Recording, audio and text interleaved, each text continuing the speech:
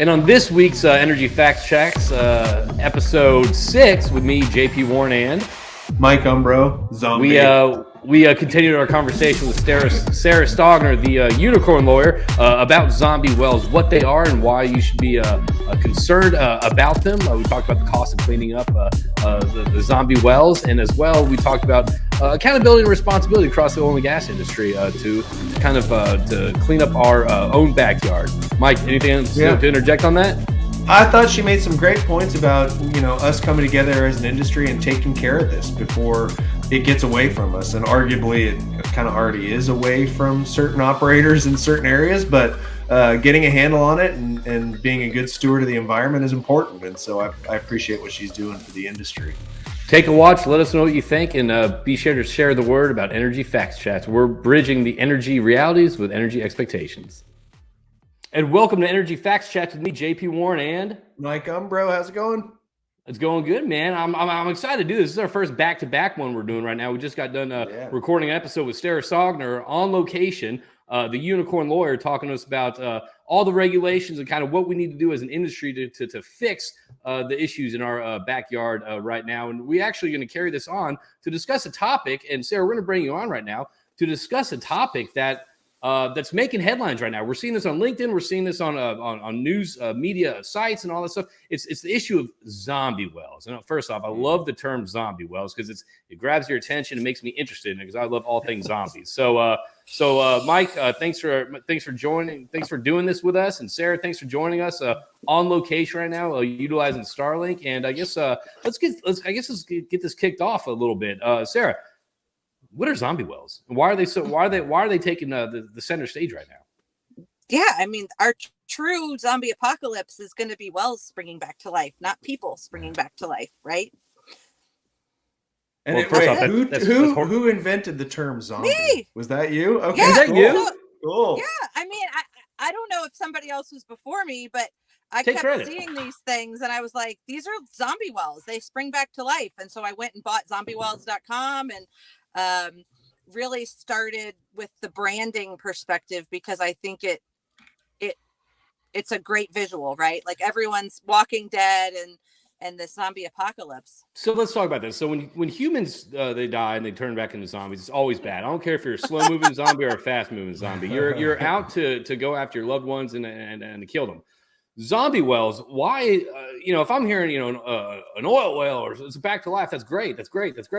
Why are I'm right. Look, we're talking outside the echo chamber right now. Right. Why are zombie wells why is it so bad when they come back to life? Well, because they're not supposed to. And right, the whole goal is that when you plug a well, you make sure that any of the zones that you dig through geologically, that they're not able to communicate back and forth, that you don't have fluids migrating, that you don't have oil and gas and the produced water mixing with your freshwater zones, basically. Let's back this up. Why do oil and gas companies plug wells? Let's start off on that 30,000 foot view, and then we're going to kind of dive in a little bit. Why do oil and gas companies plug wells in the first place? Well, because once you put a hole in the ground, it becomes a conduit between different zones subsurface, and the law requires you to plug a well when you're done with it. Okay. So when those different layers start communicating, different chemicals kind of flow back and forth. And so that's why you got to shut down, kill the well. Yes. Okay. All right. So talk to me about zombie wells a little bit and kind of why that's taking the center stage in your content that you've been creating lately. Yeah. I mean, you have to have something kitschy that people want to pay attention to, right? And unfortunately, attention spans these days. If you don't capture someone's attention in the first, can you hear me?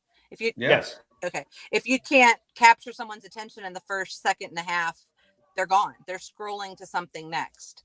And so that was just my attempt at something that I thought people would understand. It's a scary connotation, and I needed to capture people's attention. And so, yes, if we don't properly plug these wells, this is what happens. You have pipe and you have cement, right? Let's talk big picture. When you drill a well, you drill down through different types of rock.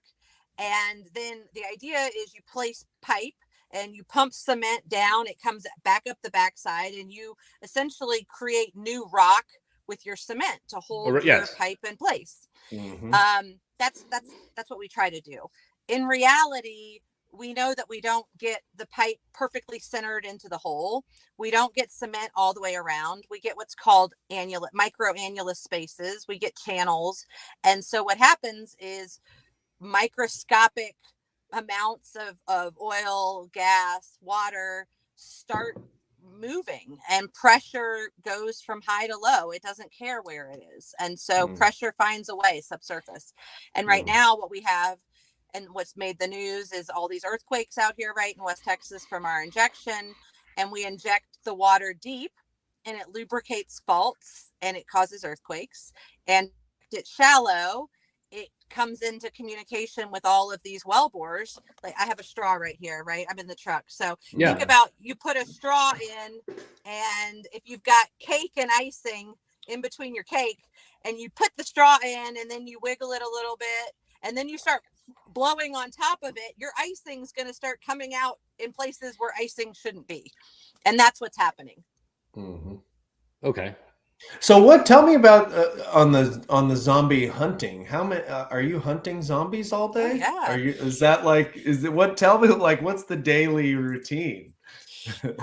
Yeah, so most morning, well, my backhoe is broken right now, so we're waiting on the hydraulics to get fixed. So but yeah, what I'm doing is I'm excavating the stubs of these old plugged wells.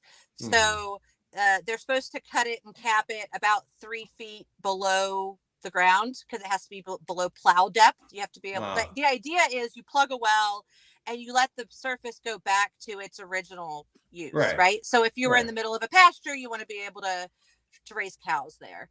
So what we're doing is we're going back to these old wells, and we're finding them, and we're digging them up. And the really scary part is, at surface, it'll look okay. I mean, I'm out here, right? And it doesn't look too sexy right now because it's winter time, and I'm right next to this leaking well. But we get really good grass out here, and so you'll have an old pad that's caliche, right, where you can see, and then you'll dig down 3 feet, and it'll be bubbling oil and natural gas right there. And it's like, wow, it looked fine at the surface. So what I'm trying to figure out, and no one has done this to my knowledge, right? We put human bodies, there's like these people farms, they call them, to study the rate of human decomposition, right, when someone dies, so that when we find a body in the middle of the woods, we have the research to say, we think this body's been here about 3 weeks, to figure out when they died, to try to help solve the murder. Right? True Crime Podcast 101. Yeah. Right. Okay. Well, just ask my wife. No one has done that with wells. We've always just plugged them and assumed they stayed plugged. No one's ever plugged them and then come back and said, what does this well look like a year, 10 years, 50 years after we plug it? And we're doing that. And I'm telling you, it's terrifying. So about 85% to 90% have failed at surface. So first off, number one, how are you finding these zombie wells? And the second thing is, once you do locate a zombie well, what do you do with it? Are you putting together like a database? Or are you putting together like some points on them? Like, what do you walk us through that process? Yeah. Yep. So the first step is we use when Chevron plugged these, they left gravestones. So a lot of them still have the existing concrete cellar, which is about 4 foot by 4 foot, right? Little thing. And then there's the sign sticking up, and it'll say Gulf Oil Company, Riston number 40. And so you can see them, and you just dig down into the cellar, and there's the stub. That's most of them. The others, it takes a lot more detective work. You have to go look at historical imagery, try to figure out a GPS location based on overlaying the historic imagery, and it's kind of a where's Waldo situation? Then you just start digging. Wow. Yeah. So you gotta come out. I'll show you. We've got about 70 wells that we've excavated so far, and 60 of them have catastrophic failures at surface. So okay, so what do you do? What do you do with this information? I mean, is there? I'm making a website. Okay. So we're working on that right now. It's going to be an interactive website where my goal is to so that average Joes can come and say, I have no idea what this is, see some pictures. I want to let people that have their own oil and gas assets be able to submit their own that they're worried about so that we can help connect people to figure it out. And ultimately, I want to publicly shame the bad guys. Like I said, I mean, I've got my rig right here that's got the startup. That's what I'm using the Wi-Fi off of. And so I've got a well about 300 yards this way right now that's actively bubbling. So I'm just going to have that camera. And remember after the BP spill, when we all just like watched it on TV? Yes. C-SPAN. Okay. Yeah. I want that vibe for wells that have come unplugged that the operators aren't doing what they're supposed to do. And the first one is going to be the Riston 37, and I think it's the 37, and Chevron. It's really, really, really bubbly. And so, what I kind of like about this, how it's an online community platform where, and you're right, there's a lot of people that they might have got land and they might see something on the land like, what is that? And I love how it's going to be a resource for people to say, okay, I think it's kind of like when you Google a symptom of something, like, oh, I got a cut on my lip. What is that? It's like, oh, you're gonna. So you can actually like compare like whatever's going on in your location on your property to what. So I like that. The area of education that you're providing people whenever it's up and running. So I'm curious, what is Chevron's response? Because I know they do have the EMC group, which is their kind of abandonment division. So it would seem to me it would be hard for them to say, well, we didn't abandon those wells if they in fact did. Now maybe they didn't use the EMC group on these wells out there, but I'm just curious, what is their pushback? What is we have time? We have time for this answer. Yeah, that's a great question.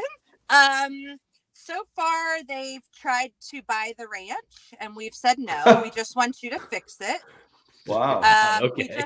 We just sued them and a few other operators a couple weeks ago because we had statute of limitations coming up and we just had to sue them.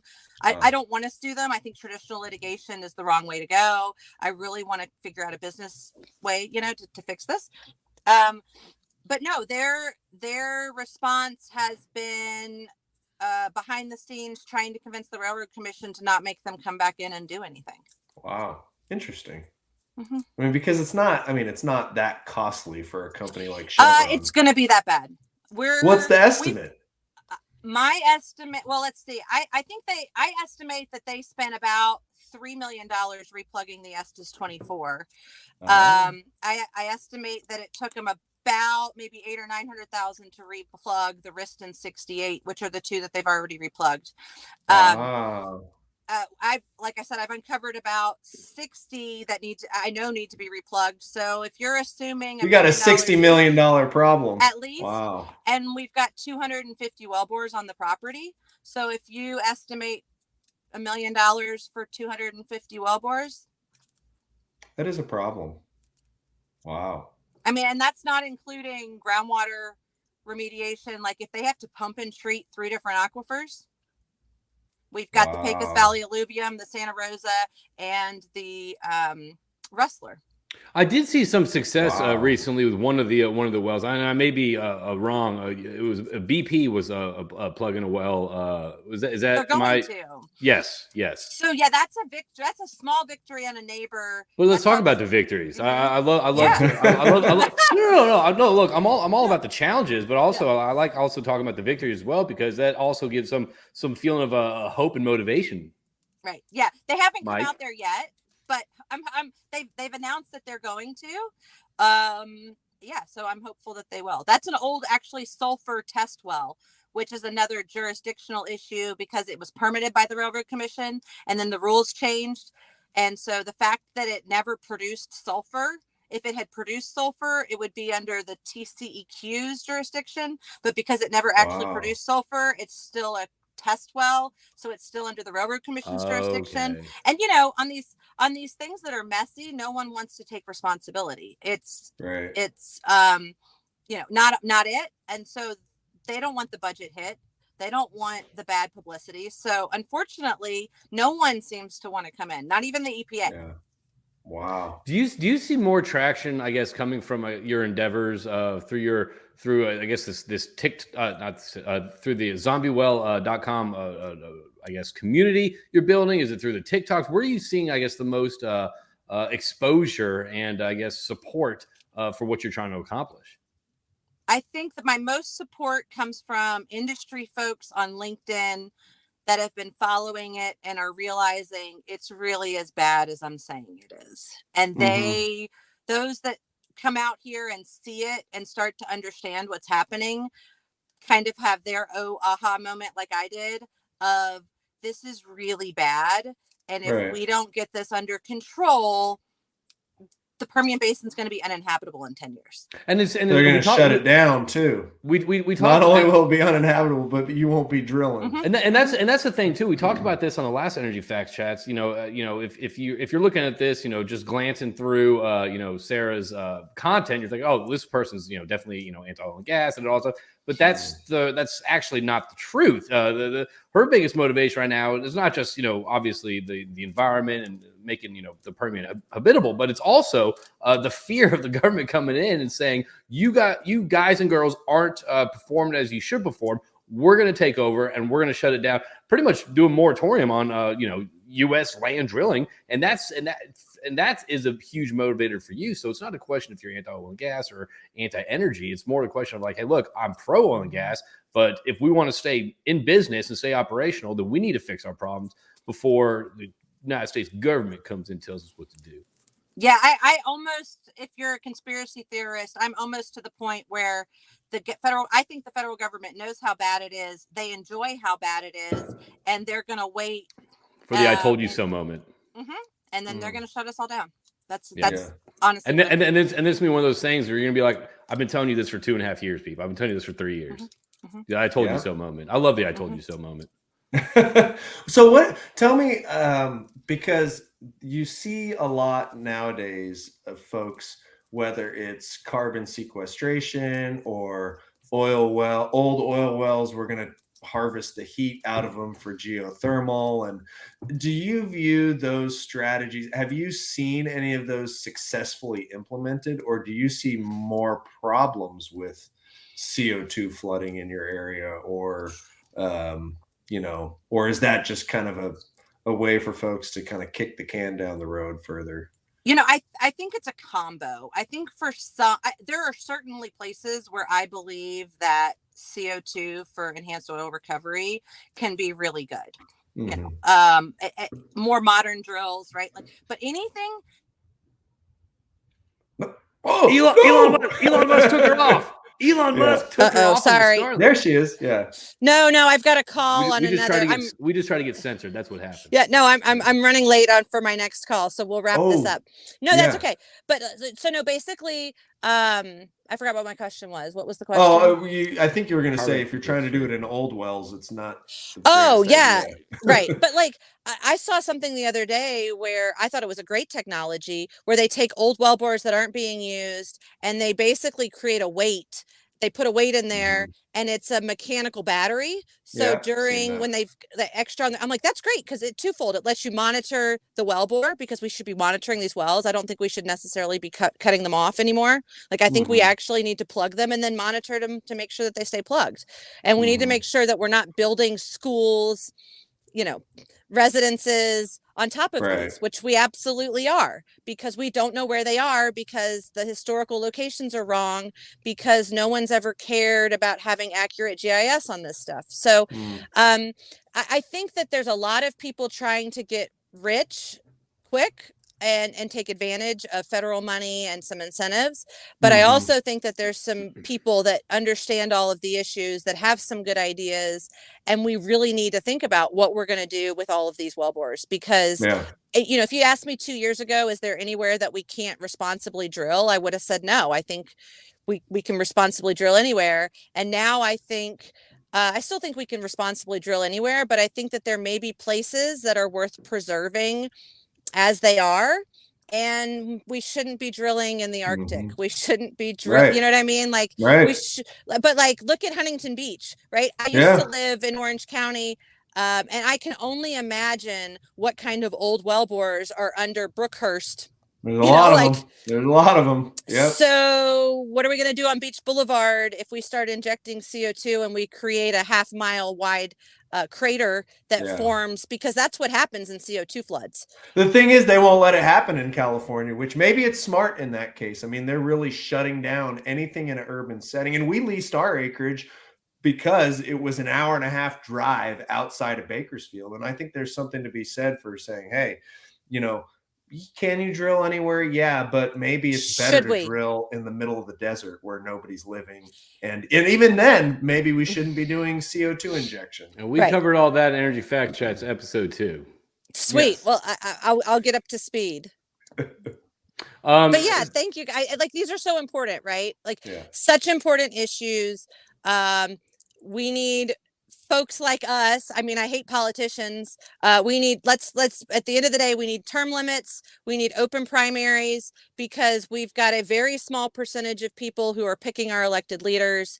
And we no longer have the luxury of saying, I don't want to be in politics. It's gross. Yeah. We've got to get into it, because if we don't take control, we're going to really, really, really have some bad problems. Our elected officials are either willfully ignorant or they're stupid. Most of the time, it's a little bit of both. And they just don't have the chops to cut it in the real world. So they go and they get elected, and then they make a career out of being elected, unfortunately. So well, looks like I found my next career. So. the mayor of Houston. So Sarah, I want to thank you for your time, obviously, discussing these topics and issues with us. And for those out there that want to connect with Sarah and kind of see some of her content, you can find her at The Unicorn Lawyer. One word, The Unicorn Lawyer. I know it's 3 words, but go with me here. And obviously, reach out to her, give her stuff a follow, and kind of see how you can get involved and what to do. Sarah, thank you for your time this morning. We really appreciate it. And we hope you have a fun zombie hunting season, and we do something that information that you dig up. Awesome. Yeah. And hey, I'm serious. Anytime you guys want to come out, bring the family. We've got the 4-wheelers, and we've got 22,000 acres, and we'll take the kids out, and we'll shoot guns, and we'll look at zombie wells, and we'll have fun. So, but are there unicorns? Always. You're there. Okay. I'm there. Okay. My daughters need to see the unicorns. Right. I'm gonna get you. I'm putting your swag in the mail today. Don't worry, it'll have stickers. And I'm gonna get some bridles for the horses so that they start having horns. It's nice. I'm working on it. I dig that. I like that. Rad. I like awesome. that. Awesome. Sarah, thank you so much for your time. Thanks, guys. Be safe out there, and we really appreciate it. Awesome. We'll thank you. Bye. All right, cool. That was good talk. So what we're gonna do now, we're gonna do kind of the walkout. Ready? Adios.